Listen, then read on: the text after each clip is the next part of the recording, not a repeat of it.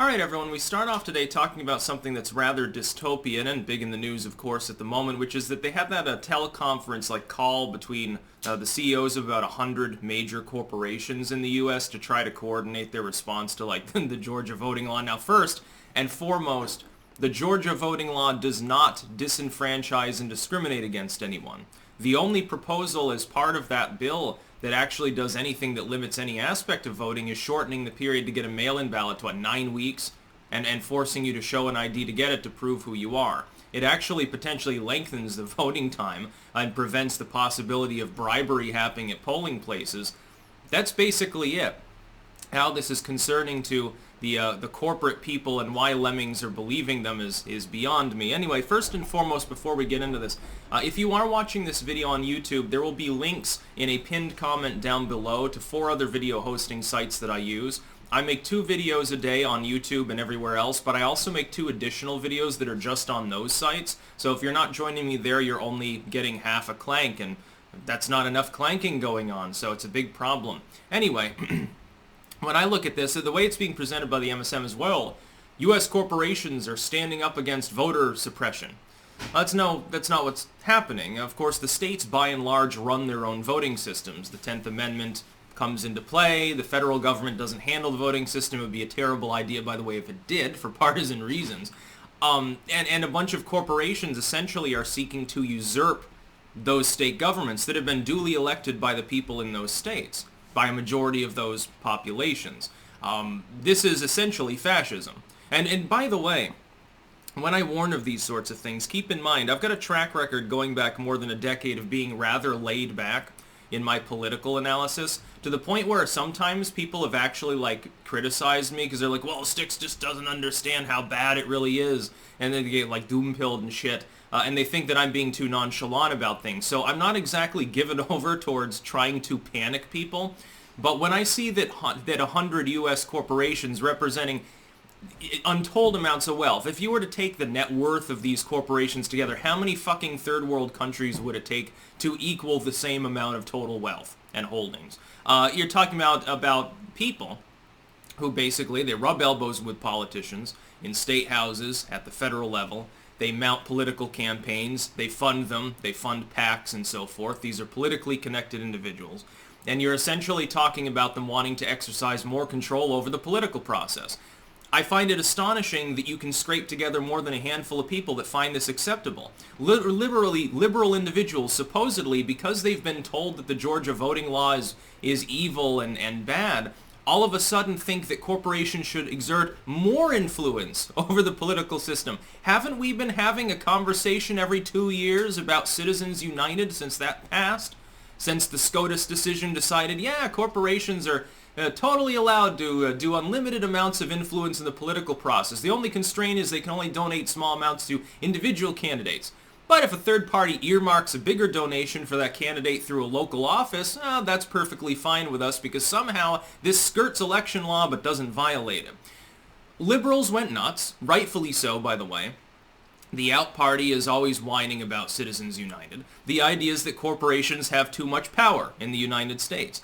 Why then would you want them to explicitly attempt to influence the voting situation? And by the way, do you honestly believe that a bunch of massive multi-billionaires and millionaires representing for-profit corporations that exist specifically because they are able to be profitable are going to do anything against their self-interest? The idea that they care about how many poor people vote is asinine and ludicrous on such a non-cerebral level as to render you into a bacterium IQ-wise. You have to be insane to think that these corporations actually give a shit about your voting rights. They don't care what system they exist in so long as they continue to be profitable. The fact that you have no one able to hand out water bottles within 100 feet of a polling place or have to show an ID to get a mail-in ballot does not endanger Delta's ability to sell you a flight, Nike's ability to sell you a shoe. Need I also mention that most of these corporations that are listed here are multinational entities with foreign ties too. They don't even specifically have sole national loyalty to the United States. By design, you can't. If I've got a business, and I've got an office in the US, and an office in China, and an office in Brazil, and an office in South Africa, and an office in Turkey, How am I supposed to have any specific national loyalty? Ultimately, I want what's best for the company at large, but most of the companies not even in the US.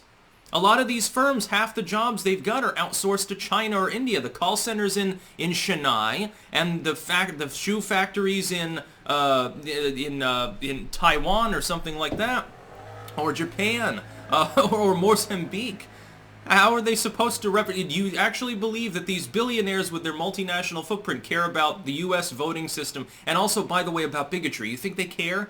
Yeah, this group of 90% white males is very, very concerned about some random black person having to show an ID to get a mail-in ballot down in Atlanta. They don't care.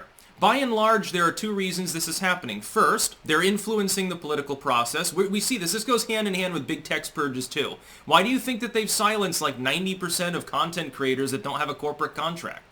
Because by and large, we've been supporting things like actual leftism, or populism, or nationalism, or libertarianism, things other than the neoliberalism that allows multinationalists to essentially operate in a system that is capitalism for them, but socialism for all their smaller competitors. They're afraid of people like us. Why do you think they built a list of, thousands and thousands of influencers that the government wanted to keep tabs on? Which probably I'm on. Some of you might be on it. Why do you think they did that? Because we've been marked as dissidents, essentially. This is a step from fascism. This is a step on the road to fascism. Why am I not seeing liberals up in arms about this? Like, you don't like Citizens United. So corporations are bad if they spend money on a politician, but they're good if they try to influence the politician through attempted state boycotts?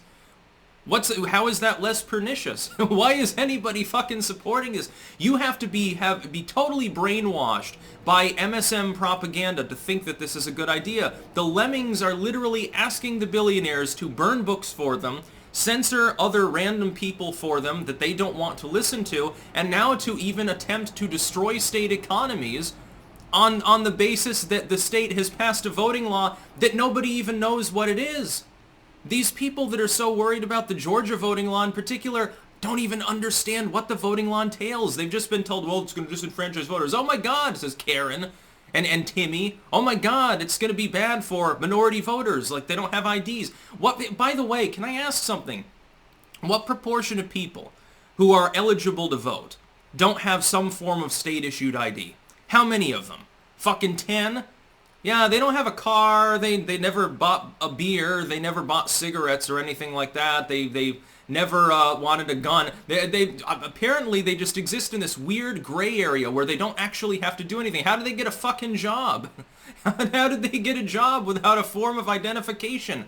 So basically you're talking about, I don't know who wouldn't have an ID, I guess a criminal element or something like that. What does that say about the people making the claim that somehow correlates with being a minority voter or being a leftist? Being a liberal, being a Democratic partisan. Okay, there might be an overlap with that considering who runs the Democratic Party, but this is nuts. Hundreds of corporations. Again, how many multi-billions of dollars are these people collectively worth? Just the CEOs, not even the company's holdings at large, plus their stock value and everything else. They're talking about trillions. It'd be, if you amalgamated them into an economy, it'd probably be a top 10 world economy. It'd probably soar past Russia and Italy.